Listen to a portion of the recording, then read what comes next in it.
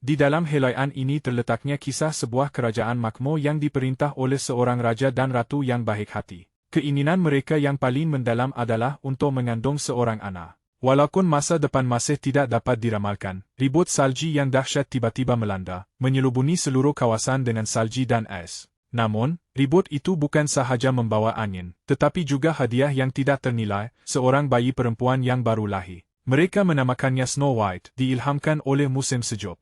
Mengetahui bahawa suatu hari nanti dia ditakdirkan untuk memerintah, mereka mendedahkan pantulannya di dalam air, menanamkan dalam dirinya nilai-nilai kebenaran dan keberanian dalam semua usahanya. Di dalam dunia mereka, kegembiraan mekar melalui aspirasi dan kebersamaan yang dikongsi. Raja dan permaisuri dengan bangganya memerhatikan perubahan anak perempuan mereka menjadi seorang wanita yang penyayang dan berhormat, tanpa menyedari takdir yang menantinya. Keadaan permaisuri merosot dengan cepat, dan baginda menghembuskan nafas terakhir akibat penyakitnya walaupun segala usaha telah dilakukan untuk menyelamatkannya. Puteri Salji dan ayahnya sangat sedih dengan kehilangan orang tersayang mereka. Hasilnya, seorang wanita yang sangat cantik muncul di istana. Ketinggiannya yang ketara dan gerak-gerinya yang anggun, ditambah pula dengan aura diraja, menyembunyikan rahsia gelap yang tersembunyi di sebalik penampilan yang memukau. Dengan bijak dan bersemangat, dia memanfaatkan kesedihan raja untuk memikatnya, dengan pantas menaik ke jawatan sebagai isterinya. Sebenarnya dia seorang ahli sihir, menekalkan penampilannya yang mudah melalui jampi. Tumpuan tunggalnya hanyalah kecantikannya dan pengaruh yang dimilikinya. Cermin ajaibnya yang bijak menjawab, dengan jujur yang kejam, satu soalan sahaja, siapakah yang tercantik di negeri ini? Dalam mimpi, permaisuri itu menerima wahyu. Dengan memanfaatkan kebolehannya, dia meramalkan ancaman dahsyat yang timbul dari kerajaan selatan. Dengan melucutkan status diraja Puteri Salji, dia menurunkannya menjadi seorang pelayan istana, menyembunyikan kewujudannya dalam kegelapan kerajaannya sendiri. Didorong oleh rasa cemas, raja berangkat untuk bersemuka dengan makhluk itu, namun baginda tidak pernah dilihat lagi. Selepas kehilangannya, permaisuri yang jahat itu mengukuhkan kuasanya ke atas takhta. Selagi cermin ajaib menegaskan bahawa ratu adalah yang paling cantik, puteri muda itu terhindar daripada kedengkiannya.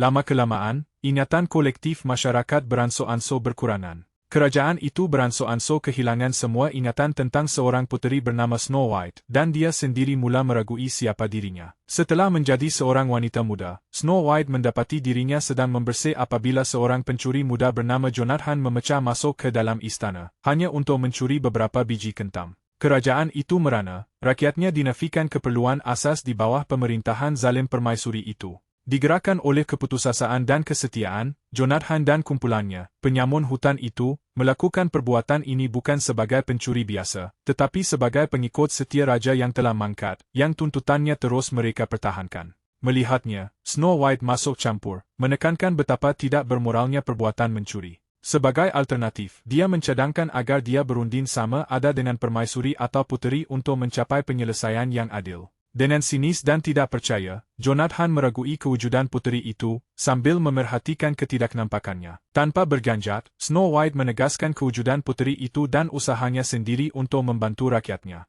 Namun, Jonathan menolak kebimbangannya, dengan alasan bahawa berfikir adalah sia-sia tanpa tindakan. Lantas, dia merampas kentan itu dan melarikan diri. Kata-katanya menyentuh hati Puteri Salji, mendorongnya untuk bertindak. Bertekad untuk memperjuangkan perubahan, dia menghadapi Ratu Jahat, menyokong kebaikan berkongsi. Permaisuri menolak rancangan untuk menedarkan pai epal ke seluruh kerajaan sebagai simbol perpaduan dan harapan. Konsep yang unik.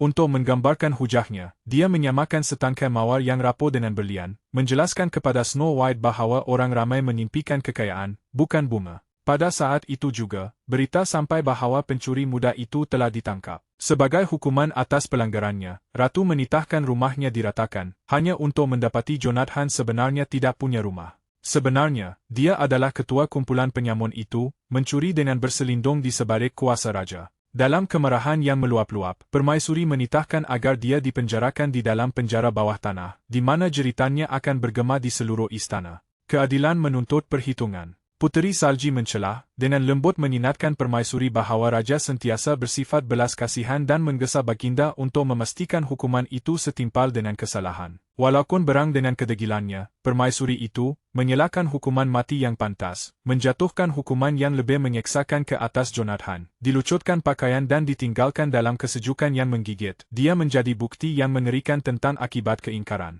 Jika Putih Salji benar-benar ingin membantu rakyatnya, beli permaisuri jahat, dia sepatutnya berucap kepada mereka secara langsung. Pencuci mulut semata-mata, sambung permaisuri itu dengan nada menghina, tidak mencukupi di masa perang. Kemudian, dengan kekurangan empati yang sangat ketara, dia mengarahkan agar wanita itu dikembalikan ke perigi, dengan berkesan menghapuskan sebarang alternatif yang ada padanya. Walaupun kecoa, Snow White tidak berganjat dari keazamannya, menyanyi dengan penuh semangat, menenun harapan terdalamnya menjadi doa merdu untuk rakyatnya dan kerajaan yang adil dan makmur. Melodi sayu itu naik dari lubuk jiwanya yang paling dalam, rayuan pedih kepada takdir yang sentiasa di luar jangkauan. Tidak lama kemudian, dia nekat untuk mengambil tindakan. Bergerak senyap-senyap, dia bergegas menuju ke penjara bawah tanah tempat Jonathan dikurung. Sambil melepaskan ikatannya, dia menghulurkan sekeping roti kerana kasihan, tetapi sebelum sempat bertukar kata, pengawal muncul. Permaisuri jahat itu sekali lagi mencari jawapan daripada cermin saktinya, mengulangi soalannya yang sudah lapuk, siapakah yang tercantik di antara semua?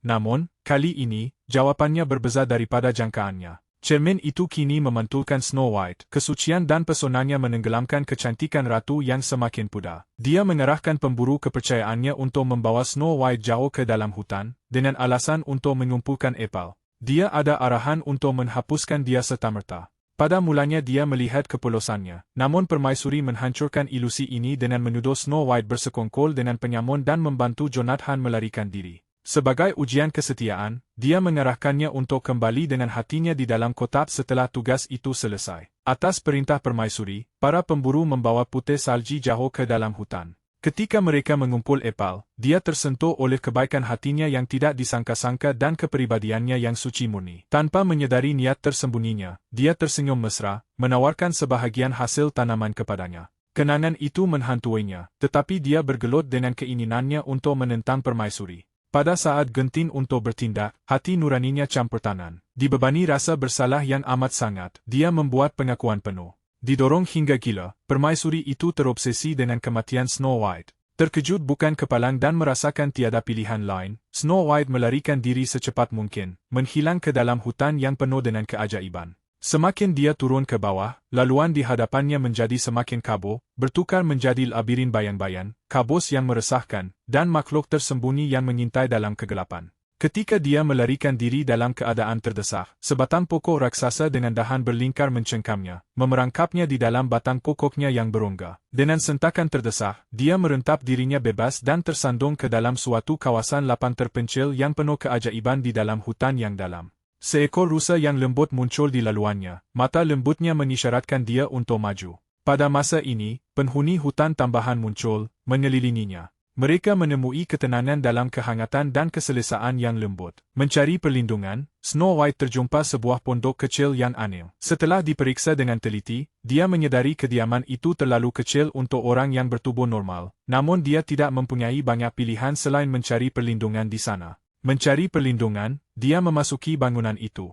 Makhluk-makhluk itu membimbingnya ke sebuah bilik yang mengandungi 7 katil kecil yang disusun sebaris. Dilanda ketakutan dan keletihan yang amat sangat, Snow White rebah di salah sebuah katil dan dengan cepatnya terlena dalam tidur yang nyenyak. Jauh ke dalam hutan, 7 orang kedel kecil dengan riangnya menyusuri jalan, menyanyi setelah seharian bekerja keras. Kecuali Grumpy yang sentiasa tidak berpuas hati dan Sleepy yang sentiasa mengantuk, semua orang kelihatan gembira. Para kurcaci mendedikasikan hari-hari mereka untuk kerja keras di dalam lombon, tanpa henti menggali permata, berlian, dan pelbagai mineral berharga. Walaupun personaliti mereka berbeza, mereka berfungsi sebagai pasukan yang sangat kuat dan cekap. Si pemalu, setelah bertungkus lumus berjam-jam, tiba-tiba menyadari sudah tiba masanya untuk makan malam. Dengan riangnya, mereka meninggalkan peralatan mereka dan berjalan pulang dengan gembira, sambil menyanyi sepanjang jalan. Walau bagaimanapun, sebahit sahaja tiba, mereka merasakan sesuatu yang tidak kena. Panik menguasai mereka, dan mereka serta-merta bersurai, melarikan diri ke semua arah. Terpegun oleh ketakutan, si bingung yang biasanya pelupa itu tetap tidak bergerak. Berjalan dengan berhati-hati, Snow White mendekat dan dengan lembut menyebut namanya. Sebelum sempat dia menjelaskan dengan lebih lanjut, baki para kurcaci kembali tergesa-gesa, bersenjatakan peralatan mereka dan bersedia untuk melawan penceroboh itu. Sebahit sahaja melihatnya, mereka berdiri tegak tidak bergerak, kerana tidak pernah menemui manusia sebelum ini. Dilanda perasaan resah yang amat sangat, Snow White merenungkan untuk melarikan diri, tetapi nekat untuk mengaku identitinya dan mendedahkan niat membunuh ratu itu. Walaupun ada beberapa orang kedel yang kasihan padanya dan menyokong dia untuk terus tinggal, yang lain membantah, kerana takut akan gangguan ketenteraman hidup mereka. Ketika itu, Snow White menyadari makna sebenar kata-kata ibu bapanya. Hutan menyimpan magis yang tidak dapat dinafikan. Dan kini, dikelilingi oleh makhluk-makhluk kecil ini, akhirnya dia memahami sebabnya. Satu demi satu, para kedel mengumumkan nama mereka, malu-malu, bingung, pemarah, mengantuk, bersen, gembira, dan bijak. Mereka menceritakan kisah-kisah kerja bawah tanah mereka, sebuah alam sihir yang ampuh dan pengetahuan yang terlupakan. Akhirnya, Snow White bersetuju untuk tinggal, tetapi hanya untuk satu malam sahaja. Sekembalinya ke kota kuatnya, permaisuri yang jahat itu sekali lagi mendapatkan nasihat daripada cermin saktinya, ingin menesahkan kecantikannya yang tertinggi. Namun, sebaik sahaja menerima respons itu, wajahnya serta-merta pucat lesi. Jauh dari istana, terselip di dalam hutan yang dalam, kecantikan Snow White terselah. Dikuasai kemarahan, dia membuka kotak yang dihantar pemburunya, hanya untuk menemui sebiji epal biasa dan bukannya jantung. Dia terus sedar yang dia telah disianati. Dengan suara yang dingin, dia memanggil pemburu itu, bersumpah bahawa pengkhianatannya akan menerima balasan. Walaupun reda dan pasrah dengan takdirnya, dia tetap merayu kepada permaisuri untuk belas kasihan terhadap Snow White sebelum hukumannya dilaksanakan. Dengan wajah yang tanpa perasaan, ratu itu memerintahkan agar dia dipenjarakan di penjara bawah tanah. Dengan serta-merta, dia mengarahkan pasukannya untuk menjelajah seluruh hutan. Satu-satunya tindakan yang boleh mereka lakukan ialah mencari Snow White, tanpa mengira kosnya. Dengan cahaya subuh pertama mula menyelinap masuk ke dalam pondok orang kedel, Krumpi serta-merta memulakan bebelannya, yakin bahawa kehadiran Snow White yang berterusan bermakna mereka semua akan menemui ajal jika mereka mencari pengembaraan. Maka bermulalah ritual pagi kebiasaan 7 orang kedel itu, penuh dengan kerianan, pertengkaran kecil, dan usikan mesra. Dopey sentiasa mendapati dirinya menjadi tumpuan, malangnya, atas sebab-sebab yang salah. Dia menahan cemuhan kerana kekokannya, corak pertuturannya, dan anggapan bahawa dia kurang bijak. Dengan rasa sedih dan terasin, Dopey diam-diam meninggalkan pondok itu, letih dengan ejekan mereka yang berterusan. Menyadari dia telah hilang, Putih Salji mengejarnya. Dia cuba memulakan perbualan dengannya, tetapi segera mendapati bahawa berkomunikasi dengan seseorang yang begitu mendalam dalam dunianya sendiri adalah satu cabaran. Perlahan-lahan, dia mengubah situasi itu menjadi permainan yang menyeronokkan, dengan sabar membimbingnya untuk bersiul. Sekembalinya mereka ke pondok, Dopey telah mengalami perubahan sepenuhnya, senyuman lebarnya dan tenaga yang berjangkit serta-merta menaikkan semangat semua orang. Kesedihannya diselangi dengan senyuman yang singgah seketika. Puteri Salji merevolusikan cara hidup komunal para kedel. Dia menunjukkan bahawa kerja berpasukan mengubah kerja-kerja harian yang membosankan menjadi aktiviti yang menyeronokkan, sambil mereka bersiul riang semasa membersih. Dia faham bahawa pertengkaran mereka yang berterusan bukan berpunca daripada permusuhan yang sebenar, tetapi daripada kegagalan untuk berkomunikasi dengan berkesan, dan dia mendedikasikan dirinya untuk memupuk persefahaman bersama dan menyelesaikan konflik mereka. Dengan penuh semangat yang baharu, mereka mula membersihkan, menyanyi, dan bersiul sambil bekerja. Sambil ketawa perlahan, Snow White berkongsi anekdot dari zaman mudanya, meningati masa yang lebih menggembirakan ketika ibu bapanya masih hidup dan cinta memenuhi rumah mereka. Tiba-tiba, dia tersedar, amaran pemburu itu, penipuan ratu menenahi ayahnya. Kemungkinan besar dia masih hidup. Bertekad untuk mendedahkan kebenaran, dia memaklumkan kepada para kedel tentang penyamun hutan yang berjuang di bawah panji raja. Mungkin mereka boleh membantunya dalam mencari penyelesaian.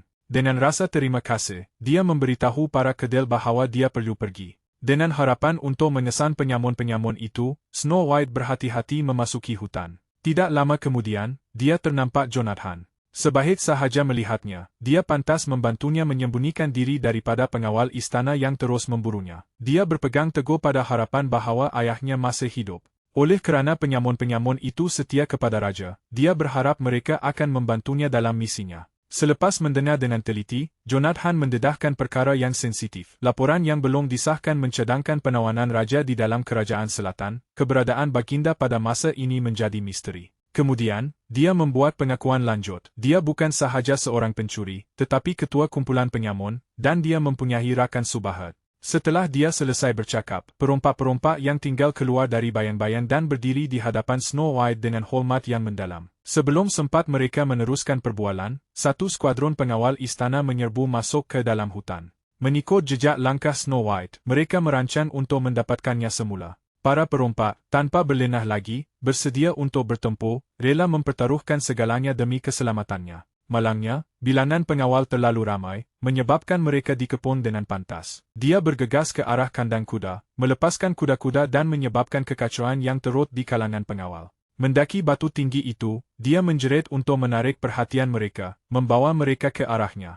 Ia merupakan penipuan yang dirancang dengan teliti. Selepas dikejar bertungkus lumus melalui hutan tebal, menyelak pokok dan melompat batang kayu yang tumbang, akhirnya mereka berjaya melarikan diri, selamat dan bebas. Jonathan merasakan hubungan emosi yang mendalam dengan keberanian Snow White. Dia mengaku bahawa dia dan rakan senegaranya telah dengan teguh menyokong raja, diilhamkan oleh keberanian yang tidak berbelah bahaji raja dan permaisuri sepanjang pemerintahan baginda, yang mana harapan mereka menguatkan rakyat. Ketika perbualan mereka berlanjut, seorang pengawal istana yang tersembunyi di antara pokok-pokok perlahan-lahan menarik tali busurnya, bersiap sedia untuk menembak. Anaknya panah berhenti, terarah tepat ke arah Snow White. Kedua, reaksi Jonathan adalah semata-mata naluri. Hentaman anak panah itu mencederakannya parah. Kemudian, dia teringat nama salah seorang daripada 7 kurcaci, Dat. Dengan gelaran Dak, orang mungkin menganggap dia seorang doktor perubatan, betul? Dia tidak membuang masa bergegas membawanya kembali ke pondok, tetapi setibanya mereka di sana, Dak menjelaskan bahawa panggilan itu hanyalah gelaran timanan, bukan petunjuk kepakaran perubatan. Apakah bidang kepakaran beliau yang boleh dibuktikan? Dengan ketua mereka cedera parah, para penyamun itu menjerit cemas, mendesak Dak campur tangan untuk menyelamatkan nyawanya. Berang dengan nada angkuh orang luar, Kong Kedil membalas dengan tajam, dan pertengkaran yang hebat pun meletus. Pada saat itu, Snow White bersuara, dengan suara yang dipenuhi dengan tekad baharu. Dia memberi amaran kepada mereka bahawa perpecahan, konflik, dan ketidakpercayaan mereka adalah matlamat sebenar ratu jahat itu. Dia menanamkan ketakutan yang melumpuhkan dalam diri mereka, memupuk anggapan palsu bahawa berdikari adalah satu-satunya pilihan mereka. Hasilnya mungkin berbeza. Dengan nafas yang tegas, Dak menepis keraguannya. Mengurung diri di dalam ruang yang sempit itu, dia mencipta peralatan sementara dan menggunakan pengetahuan yang ada untuk merawat kecederaan tersebut. Masa yang panjang berlalu dengan perlahan. Akhirnya, Dak muncul, mukanya pucat lesi dan tangannya menggigil. Dia menerangkan semua tindakannya dengan terperinci, namun keraguan masih menyelubungi kesan aslinya. Apabila putus asa berakar, Jonathan teruyun merentasi ambang pintu, lemah namun hidup, dan berseri-seri. Bilik itu dipenuhi dengan perayaan yang riang gembira. Ketawa bergemuruh di dalam kabin, yang dengan cepat dipenuhi musik, tarian, dan kelegaan yang ketara. Ketika suasana riang menyelubungi mereka, Snow White dan Jonathan tertarik mendekat, wajah mereka hampir bersentuhan. Namun, ciuman yang dinanti-nantikan mereka terganggu oleh kesedaran kehadiran orang yang memerhatikan. Dengan rasa malu, mereka berpisah, bertukar senyuman kecil yang cemas. Puteri Salji perlu kekal dilindungi. Sebelum pemergiannya, Jonathan meyakinkannya bahawa dia dan anak buahnya akan mengamankan perimeter, walaupun kepulangannya tidak akan berlaku dalam masa 2 hari lagi. Sebahit sahaja dia kembali, mereka merancang untuk mengembara bersama ke kerajaan selatan untuk mencari ayahnya. Pada saat itu, Snow White membuka rantai halus, kenang-kenangan dari zaman kanak-kanaknya yang diberikan oleh ayahnya. Dia meletakkannya ke dalam tangan Jonathan yang terbuka. Jonathan tersenyum, menggenggam rantai itu erat-erat, tetapi ketika dia masuk lebih dalam ke hutan, rantai itu tiba-tiba putus. Perangkap tersembunyi meletus dari bumi. Dia ditangkap dan diseret terus menghadap ratu yang jahat. Jonathan mengangkat kepalanya, dengan kilauan mengejek di matanya seolah-olah dia hampir tidak mengenalinya. Sesungguhnya, jika ia bukan pembekal kentam, hanya itu sahaja yang dia inginkan. Jonathan tetap tegas, menafikan sebarang pengetahuan tentang keberadaannya. Walaupun suaranya kekal tegas dan pengumumannya bersemangat, satu butiran halus mendedahkan rahsianya. Seutas rantai halus, menangkap cahaya obor, menghiasi lehernya, rantai yang dihadiahkan oleh Snow White kepadanya. Dengan anggunnya seorang ratu marah ke hadapan, jarinya menggenggam artifak itu. Dia tidak memerlukan sebarang bukti tambahan. Berang dengan keingkaran Jonathan, permaisuri yang jahat itu menghukumnya ke penjara bawah tanah, sebuah lubang yang sejuk membeku dan gelap gelita, dihantui oleh sisa-sisa rangka tahanan masa lalu. Serta-merta, dia bergegas masuk ke makmal ramuannya, sebuah bilik yang dipenuhi dengan ramuan yang menggelegak dan asap hitam yang tebal. Dengan keanggunan yang menyeramkan, dia memulakan penciptaan ramuan maut, mencampurkan ramuan gaib semasa upacara yang terlarang. Selepas itu, dia meminum sejenis ramuan misteri. Itu menghumbannya ke dalam lamunan yang surreal. Ilusi kecantikannya hancur berkecai, mendedahkan dirinya yang sebenar. Seorang perempuan tua bongkok yang bengkok dengan ketawa yang menggerunkan mengiringi mata yang membara dengan api yang jahat. Daripada genggamannya yang repot, senjata paling mematikannya menjelma, sebiji epal beracun. Terperangkap di dalam penjara bawah tanah, Jonathan dengan panik mencari jalan keluar, dikelilingi oleh rangka-rangka usaha-usaha lalu yang gagal. Kembali ke pondok kurcaci, Snow White bersiap sedia untuk perjalanan mencari bapanya, tidak menyedari bahawa permaisuri telah memulakan strategi balasnya, menghantar seekor kondor gelap yang hebat, seekor nahwal, untuk memburunya. Mentira itu, yang dikenali sebagai kematian tidur, akan menahan Snow White dalam tidur yang berpanjangan, hanya akan dipecahkan oleh kucupan cinta sejati, suatu prospek yang dipercayai mustahil oleh permaisuri. Ketukan bergema di pintu rumah orang kerdil itu, dan dia mendapati seorang wanita. Sambil mendakwa berita penting tentang Jonathan, dia mengacukan rantai Snow White, pemandangan yang memenuhi dirinya dengan ketakutan. Serta-merta dan dengan tegas, dia meninggalkan tugasnya, bersedia untuk datang membantunya. Sebelum dia sempat melarikan diri, wanita tua itu menahannya dengan pandangan mata yang menusuk dan berbisik lembut tentang cinta. Menurutnya, ayahnya selalu menegaskan bahawa cinta adalah harta yang paling berharga dalam hidup. Untuk menunjukkan kononnya niat baiknya, dia memberikan Snow White sebiji epal, menyarankan agar dia memakannya untuk bekalan tenaga semasa perjalanannya. Sepanjang masa itu, makhluk-makhluk hutan memerhatikan dari dalam bayang-bayang. Merasakan bahaya yang akan datang, mereka bergegas untuk memaklumkan para dwarf. Berpaling kembali kepada wanita tua itu, dia mengimbau dengan mesra tentang ayah Snow White, menekankan kebaikannya yang berterusan terhadap rakyatnya. Ia hanyalah sebiji epal, jelasnya, namun ia membawa intipati semangatnya. Dia cuba bertanya tentang situasi itu, tetapi kemudian wanita tua itu berdiri tegak dan tersenyum lebar, senyuman yang kejam dan sesat. Serta-merta, gelombang aneh mengaburkan penglihatannya dan melemahkannya. Pada saat itu, penyamaran yang dirancang dengan teliti hancur, menampakkan ratu yang jahat. Dengan suara yang penuh kebencian, dia mendedahkan kepada Snow White pengetahuan intinya tentang mendiang raja, menolaknya sebagai seorang pemimpi yang mudah tertipu dan naik, sebelum mengaku merancang pembunuhannya dengan mengeksploitasi musuh-musuhnya. Sifat belas kasihannya membawa kepada penyingkirannya, dan kini mengancam kewujudannya. Walaupun dia bergelut untuk terus tegak, tenaga Snow White semakin berkurangan. Kelopak matanya tertutup rapat, dia akhirnya menyerah kepada tidur nyenyak yang penuh magis. Ratu itu berunduk ke dalam kegelapan. Para kurcaci dan makhluk hutan sudah terlambat apabila mereka akhirnya tiba. Mereka dilanda kesedihan yang amat sangat. Dengan mata yang berlinang air mata, mereka perlahan-lahan menutupi tubuhnya dengan bunga, akhirnya merebahkannya untuk selama-lamanya. Pada saat itu dia sedar dia tidak bersendirian, pemburu itu juga ada di situ. Digerakkan oleh musuh yang sama, mereka menggabungkan kekuatan dan merangka strategi. Dengan bekerjasama secara efektif, mereka menemui jalan keluar. Sebahit sahaja memperoleh kebebasannya, Jonathan terus memecut ke dalam hutan, bertemu dengan haiwan-haiwan di sana. Dilanda panik, mereka bergegas membawanya melalui hutan menuju pondok orang kerdil itu. Hancur luluh dan yakin akan kegagalan sepenuhnya, dia berlutut dan menciumnya, didorong oleh harapan terdesak meskipun bertentangan dengan jangkaannya. Tiba-tiba, semuanya terbongkar. Mereka semua tergamam, terkejut sehingga tidak percaya. Para kurcaci menderu tanda setuju, dan bahkan haiwan turut serta dalam tarian riang. Masih terkejut, Snow White terduduk, hidup tetapi bingung. Kebenaran pahit menimpanya apabila dia mendedahkan bahawa ayahnya telah meninggal dunia, dan permaisuri bertanggung jawab.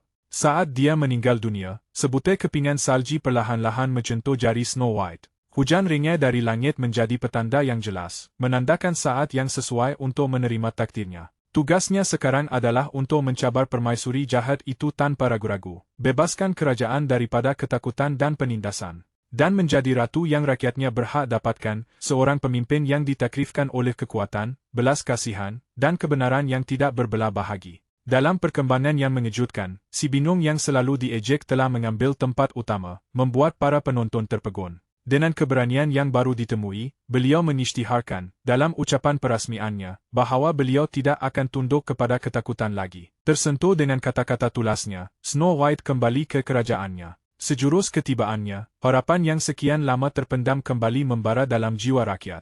Perlahan-lahan, penduduk mula muncul dari kediaman mereka. Sebahit sahaja mengetahui tentang pemberontakan itu, permaisuri jahat itu nekat untuk bersemuka dengan Snow White. Dengan angkuhnya yang menjadi ciri khasnya, dia cuba mendapatkan kembali kawalan, sekuntum mawar digenggam di satu tangan dan sebilah pedang dihayun di tangan yang lain. Mesej itu jelas dan tidak ambigu. Tasta itu disaskan hanya untuk mereka yang memiliki kecantikan dan kuasa. Puteri salji perlu merampasnya dengan kekerasan jika dia menginginkannya. Daripada terlibat dalam konflik, Snow White merayu kepada rakyat, mengingatkan mereka tentang diri mereka yang dahulu. Dia menceritakan kisah Pedro, seorang pengawal yang menanam hasil tanaman di lembah barat, dan pasangannya Elena, yang menanam pokok ceri, berkongsi hasil tanaman mereka dengan bebas setiap musim bunga. Dia menceritakan kisah seorang bekas pembuat roti, sama seperti ayahnya, yang sentiasa membantu mereka yang kelaparan, tanpa mengira kemampuan mereka untuk membayar. Kata-kata Snow White membangkitkan masa lalu yang baru sahaja berlalu di mana kerajaan mereka makmur dengan kebaikan, keadilan, dan bangsawan yang dilindungi, boleh diakses melalui kenangan bersama. Skim yang mereka perlukan untuk pulih. Ia tidak dilupakan sepenuhnya. Perubahan mendalam melanda seluruh kerajaan, dan rakyatnya bangkit, digerakkan bukan oleh kebencian, tetapi oleh keyakinan yang teguh. Menyedari kuasanya semakin pudar, permaisuri itu melancarkan serangan teraze dan terdesak ke atas Snow White, namun dihalang oleh ketibaan perompak pada masa yang tepat. Seorang pemanah crossbow yang mahir dalam kumpulan mereka melepaskan tembakan, menyelamatkan nyawanya. Tidak lama kemudian, orang kedil pun tiba, berdiri bersama rakyat, asilnya bersatu. Selepas tempoh berjaga-jaga yang panjang dan senyap, cermin ajaib itu dipanggil untuk rundingan teraze dengan permaisuri, tetapi kali ini ia tidak menawarkan ilusi yang menghiburkan. Ia mendedahkan satu kebenaran pahit, kecantikannya hanyalah luaran semata-mata, tidak pernah mencentuh jiwanya. Dalam Snow White, kecantikan sejati berpunca dari dalam diri, menjamin status abadinya sebagai yang tercantik. Dikuasai oleh kemarahan yang meluap-luap, ratu itu melepaskan jeritan yang menggerunkan, yang menghancurkan cermin menjadi serpihan yang tak terhitung jumlahnya. Kemudian, tubuhnya berubah bentuk, runtuh ke dalam dirinya sendiri. Ilmu hitam permaisuri itu hilang kawalan, dan ketika serpihan cermin itu menariknya ke dalam, dia lenyap selama-lamanya. Maka bermulalah pemerintahan seorang ratu muda, teguh dalam kepercayaannya terhadap kebaikan, sangat setia kepada nilai tanah airnya, kekuatan kebenaran, dan pengaruh transformatif cinta. Dengan putih salji sebagai peneraju, kerajaan itu makmur semula. Dengan harapan yang baru, rakyat menyanyi, ketawa, dan menari. Dengan terbitnya fajar masa depan yang penuh harapan, buku sakti itu perlahan-lahan tertutup, menyimpan kisah abadi ini selama-lamanya.